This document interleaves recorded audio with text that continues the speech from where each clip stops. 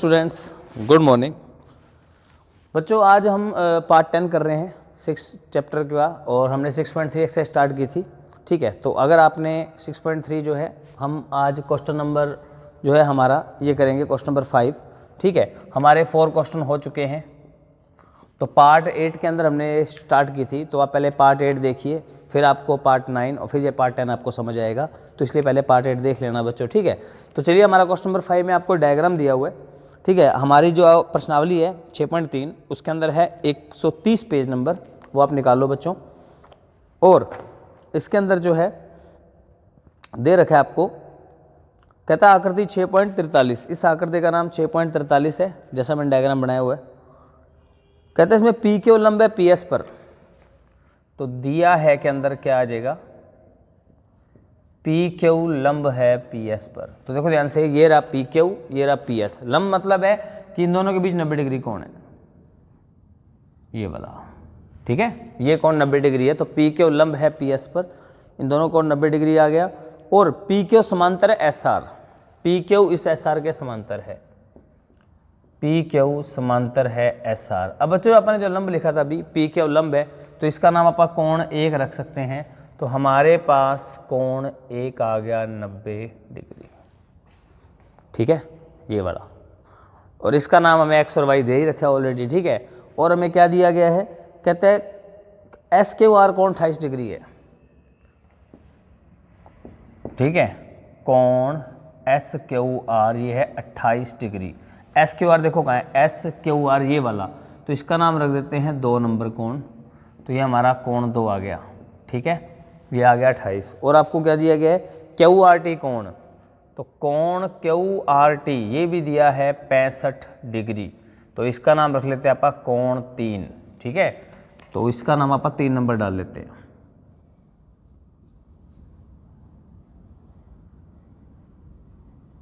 ठीक है जी, इस तरीके से।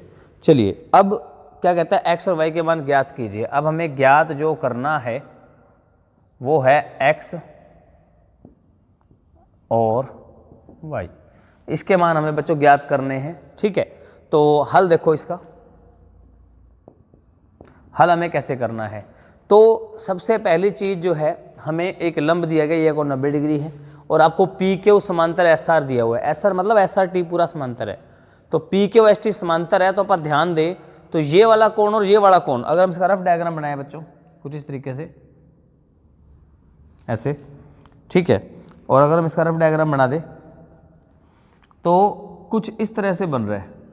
यहाँ है क्यू, यहाँ है आर, और ये 2 कोण बन रहे हैं। यहाँ हमारा एक्स और 2 है, यहाँ कल्ला 3 है, यहाँ पे यहाँ 2 कोण है एक्स और 2।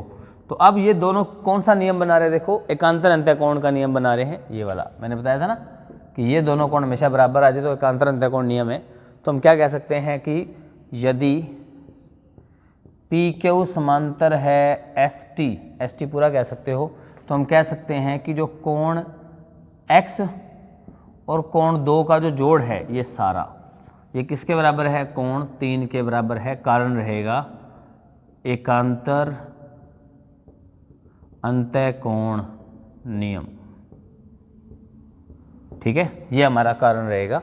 अब यहाँ पर क्या फायदा अपने को, देखो 2 और 3 दोनों दे रखे हैं, तो हमारे पास x आ जाएगा 2, हमारे पास है 28 और 3 दे रखा है 65।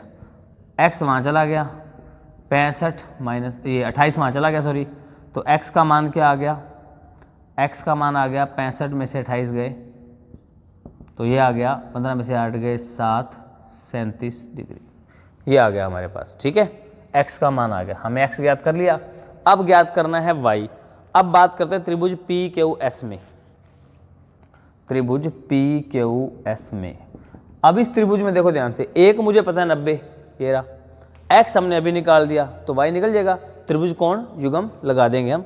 तो त्रिभुज पी क्यू एस में क्या कहेंगे, कोण y, कोण 1, कोण x, तीनों का जोड़ 180 डिग्री। कारण रहेगा त्रिभुज कोण युग्म। ठीक है, त्रिभुज कोण युग्म, एक त्रिभुज के तीनों कोणों का योग बच्चों 180 डिग्री होता है। तो y यहाँ से निकल जाएगा। एक हमारे पास है कितना निकाला, 90 डिग्री है। x हमने अभी निकाला 37 डिग्री, ये है 180। तो 90 और 37 हो गए 127। 127 वहाँ जाके माइनस का, 180 में से 127 घटाओ बच्चों, तो क्या बचा हमारे पास y आ गया 10 में से 7 गए 3, 53 डिग्री हमारा क्या हो जाएगा आंसर। ठीक है, तो आप ये क्वेश्चन जो है देख लो, ये बच्चों आपको समझाने के लिए था, ये लीजिए आप इसको अच्छे से देख लीजिए। तो चलिए आप चलते हैं अपने अगले प्रश्न पर। बच्चों हमारा अगला क्वेश्चन है क्वेश्चन नंबर 6, जिसकी आकृति आपको ऐसी दी गई है। ठीक है, पेज नंबर 131 पे ही। तो कहता है कि इस आकृति में 6.44 में, इसका नाम 6.44 आकृति है, पी क्यू आर भुजा क्यू आर को बिंदु एस तक बढ़ाया गया। पी क्यू आर त्रिभुज में क्यू आर को अपन एस तक बढ़ाया। उसके बाद कहते हैं कि P Q R P R S के समद्विभाजक टी पर मिलते हैं। समद्विभाजक मैंने बताया था ना आपको, जो समान दो भागों में काटे उसको बोलते हैं समद्विभाजक। तो क्यू टी जो है ये कोण पूरे क्यू को दो भागों में काट रही है और यहाँ भी पूरे दो भागों में काट रही है ऐसे। तो आपको दिया गया है क्या, दिया गया है क्यू टी कोण पी क्यू आर को समद्विभाजित करती है, समद्विभाजित करती है। ठीक है, ऐसे यानी हम कह सकते हैं कोण 1 और 2 बराबर है। ठीक है, और यानी कि कोण 1 बराबर कोण 2 है। ठीक है, इसी तरह से जो हमारा आर टी है वो पूरे कोण पी आर एस को समद्विभाजित करता है, समद्विभाजित करता है। इसका मतलब हम कह सकते हैं कोण 3 और 4 ये भी बराबर है। ठीक है, तो इस तरीके से तो यहाँ कर सकते हैं कोण 3 बराबर कोण 4 ऐसे। ठीक है, हमें सिद्ध करना है, सिद्ध कीजिए, सिद्ध। तो सिद्ध हम ऐसे भी लिख सकते हैं, आपको पहले बताया था मैंने, से दै हलंत धै सिद्ध। ठीक है, ऐसे भी लिख सकते हैं हम। तो सिद्ध करना है हमें, तो क्या सिद्ध करना है देखो ध्यान से, कि क्यू टी आर आधा है क्यू पी आर का, क्यू टी आर कोण आधा है क्यू पी आर का। अब ढूंढो ये कहाँ है डायग्राम में, क्यू टी आर कहाँ है, देखो जैसे क्यू टी आर, तो क्यू टी आर ये वाला कोण, तो इसका नाम रख देते हैं आप 5। ठीक है, तो ये वाला कोण जो हमारा है कोण 5, ये क्या है आधा है किसका, कोण Q P R. Q P R मतलब इसका, तो इसका नाम रख देते हैं 6 का आधा है। ये हमें सिद्ध करना है बच्चों कि 5 जो है वो 6 का आधा है, कोण 6 का आधा है, हमें सिद्ध करना है। हल देखिए इसका,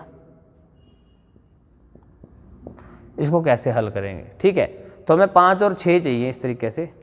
तो यहाँ पर हम लगेंगे बाह्य कोण युग्म, जो हमारी 7वीं प्रॉपर्टी है बच्चों, वो आप कर रहे हैं यहाँ पे, देखो ध्यान से। तो सबसे पहली चीज यहाँ पर जो पढ़ने वाली है, हम एक बड़ी त्रिभुज की बात करते हैं। ठीक है, पी क्यू आर की। अब इस बड़ी त्रिभुज में अगर आप ध्यान दो तो ये बाह्य कोण हो गया, 3 और 4 दोनों मिलके, ये सारा बाह्य कोण।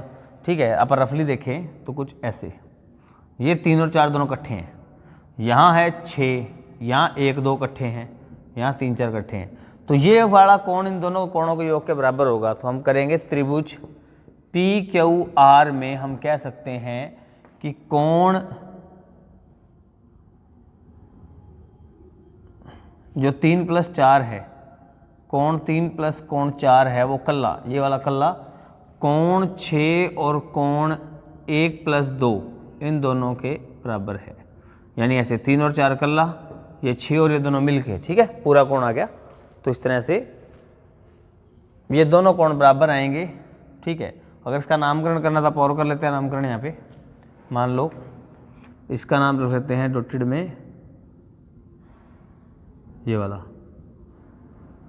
7, और इसका नाम रख लेते हैं पूरे कोण का 8 ऐसे। ठीक है, तो यहाँ पर आप कह सकते हैं कि कोण जो 7 है वो बराबर है 6 + कोण 8 के, कारण बाह्य कोण युग्म। बाह्य या बाहरी कोण युग्म भी कह सकते हो, बाहरी कोण युग्म। ठीक है, हमने बाहरी कोण युग्म लगा दिया। अब साथ में 2 लोग आ रहे हैं, 3 और 4, कोण 3 प्लस कोण 4, 6 अकेला है। 8 में 2 लोग आ रहे हैं, कोण 1 और 2। अब यहाँ पर आप क्या करते हैं, कोण 2 और 4 ले लेते हैं। ठीक है, 1 और 3 की बजाय, 1 में रुको, 5 से शुरू है ना। आप एक काम करते हैं, इसको दोबारा देखो, इस पार्ट को हम 5 से शुरू करते हैं और आप इसका नाम भी नहीं रखते, कन्फ्यूजन हो जाएगी ऐसे आप लोगों को। ये लो जी, इतना ही बहुत है एक बार। तो इस पोर्शन को दोबारा देख लो ज़रा। हमें जो सिद्ध करना है 5 बराबर 6, तो 5 वाली त्रिभुज उठा लो। 5 किसके अंदर है, टी क्यू आर के अंदर। तो आप बोलेंगे त्रिभुज टी क्यू आर में, इस त्रिभुज में आप जानते हैं कि अगर आप रफली इस त्रिभुज को बनाएं, रफली, तो कुछ ऐसे बनेगी। यहाँ है 4, यहाँ है 5, यहाँ है 2, तो 4 क्या होगा, 5 और 2 के बराबर होगा। हम कोण 4 कह सकते हैं बराबर है कोण 2 प्लस कोण 5, कारण बाहरी कोण युग्म, बाहरी कोण युग्म नियम कि जो बाहर वाला कोण है वो अपने साथ वाले को छोड़ के इन दोनों के जोड़ के बराबर होता है। ठीक है, इसका नाम आ गया समीकरण 1, पढ़ा रहने दो। अब आ जाओ 6 है पी क्यू आर में, तो त्रिभुज पी क्यू आर में हम क्या करेंगे, अब इसका रफली डायग्राम बनाएं, देखो ध्यान से इसकी जगह पे। तो यहाँ पे ये ऐसे बन रहा है, यहाँ 2 लोग हैं, 3 और 4, यहाँ भी 2 लोग हैं, 1 और 2, और यहाँ पूरा 6 है। ठीक है, तो ये पूरा कोण आर ये वाला जो बना हुआ है, तो आप कह सकते हैं त्रिभुज पी क्यू आर में कोण 6, जो हमारा पूरा कोण आर है, पूरा कोण आर वो बराबर है कोण 6 और कोण क्यू के, कारण बाहरी कोण युग्म, बाहरी कोण युग्म, ये हो गया। ठीक है, अब आर में 2 लोग हैं, 3 और 4, 6 अकेले है, क्यू में 2 लोग हैं, 1 और 2, क्यू पे 2 लोग हैं, आर पे भी 2 लोग हैं। ठीक है, अब 3 और 4 में से हमें ये चाहिए 4, जो हमारे समीकरण 1 से मैच करेगा। तो 3 4 में हम 4 ले लेते हैं, क्यों, 3 और 4 तो बराबर है, तो हम 3 की जगह 4 कह सकते हैं। कोण 4 बराबर है कोण 6 प्लस, अब 1 और 2 में कौन सा चाहिए हमें, 2 चाहिए, 1 नहीं चाहिए ना, क्योंकि यहाँ पे है ही नहीं। तो आप यहाँ पे 1 की जगह 2 रख सकते हैं, कोण 2, कारण दिया गया है हमें दिया गया है कि आप इसको बदल सकते हैं। ठीक है, कोण 3 को 4 कर सकते हैं, 1 को 2 कर सकते हैं। तो हमारे पास 2 ही कोण 4 आ गए, कोण 6 और 2 ही कोण 2 आ गए। ठीक है, अब कोण 4 का मान कितना ही है वो यहाँ रख देते हैं, तो 2 ब्रैकेट कर देते हैं ऐसे, कोण 6 2 कोण 2, तो कोण 4 का मान क्या है, कोण 2 और कोण 5 है, तो ये 2 अंदर चल जाएगा। हमारे पास 2 ही कोण 2 आ गए, 2 ही कोण 5 आ गए, कोण 6 और 2 ही कोण 2 पड़े हैं। अब 2 कोण 2 उधर ले जाते हैं, तो यहाँ कर देते हैं,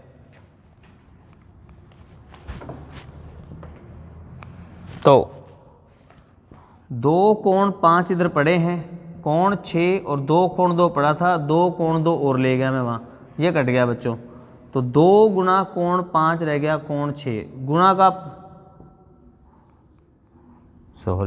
कोण आएगा 2 कोण 5,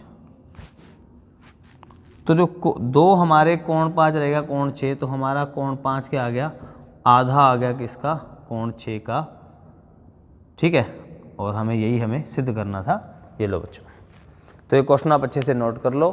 ठीक है, और इसी के साथ हमारी बच्चों 6 चैप्टर कंप्लीट होता है। ठीक है, अगले हम जो है वीडियोस में हम जो है 7 चैप्टर स्टार्ट करेंगे अपना, तो आप ये अच्छे से देख लीजिए। और मेरे इस तरफ बाकी पार्ट्स हैं, आपको मिल जाएंगे। इसके अब हमारे 10 पार्ट कंप्लीट हो गया, तो 10 के 10 पार्ट मेरे इस तरफ प्लेलिस्ट में पड़े हैं। और बाकी इस तरफ चैनल को सब्सक्राइब करने का ऑप्शन है, यहाँ क्लिक करके आप चैनल सब्सक्राइब कर सकते हो। थैंक यू बच्चों।